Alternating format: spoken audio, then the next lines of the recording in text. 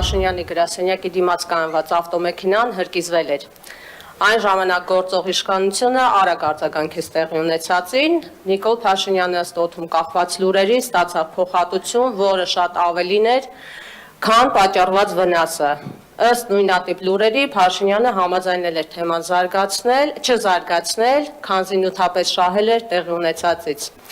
Այրվել էր Նիվա մակնիշի մեքենան, բայց նրան հասել էր շատ ավելին, քան Նիվայի գինն էր։ Այդպես էր դա թե ոչ, կարելի է դատել Հայկական ժամանակ թերթի այդ օրերի հրապարակումներից ու դեպքերի հետագա ընթացքից։ 2025 թվականին Նիկոլ Փաշինյանի իշխանության օրոք տեղի ունեցավ նմանատիպ հանցագործություն, այրեցին Երևան քաղաքի ավագանու Մայր Հայաստան խմբակցության անդամ Գևորգ Ստեփանյանի կնոջը պատկանող ավտոմեքենան, որը կայանված էր անմիջապես տան կողքը եւ եթե Աստված մի արասցե չհասցնեին մարել կրակը եւ տեղ ունենար մեծ պայթյուն, ապա մարդկային ողբերգությունն անխուսափելի էր լինելու։ Բանն այն է, որ ավտոմեքենան կայանված էր Ստեփանյանի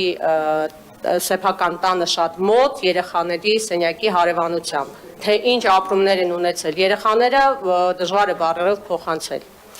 Նման հանցագործությունները դատապարտելի են, բայց կա մի առանձնահատկություն։ Ի տարբերություն Նիկոլ Փաշինյանի հետ տեղի ունեցած դեպքի, երբ աղմուկը մեծ էր, այս անգամ զարմանալիորեն լռություն է տիրում քաղաքական դաշտում։ Իշխանության ներկայացուցիչը բավարարվեց հերթապահ հայտարարությամբ եւ թեմային այլևս չանդրադարձավ։ Դեպքի հետ կապված կա կալանավորված անձ, բայց դեռ չկա կազմակերպողների վերաբերյալ որևէ տեղեկություն, այնինչ օր առաջ պետք է բացահայտել հենց կազմակերպիչներին ու հրահրողներին, որպեսզի պարզ դառնա հանցագործության մոտիվացիան։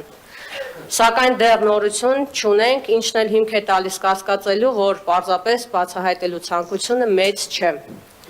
Գևորգ Ստեփանյանն անձնական տիրույթում թշնամիներ չունի, հետևաբար տեղի ունեցածը նրա հանրային գործունեությամբ է պայմանավորված, Մայր Հայաստանն արդեն իսկ տարածել է հայտարարություն, համաձայն որի այս հանցագործությունը գնահատում է որպես քաղաքական ահաբեկչություն,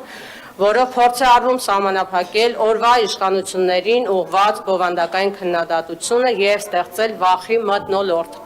Կոչ ենք անում իրավապահ մարմիններին սեղմ ժամկետներում բացահայտել հանցագործությունն ամբողջ ծավալով։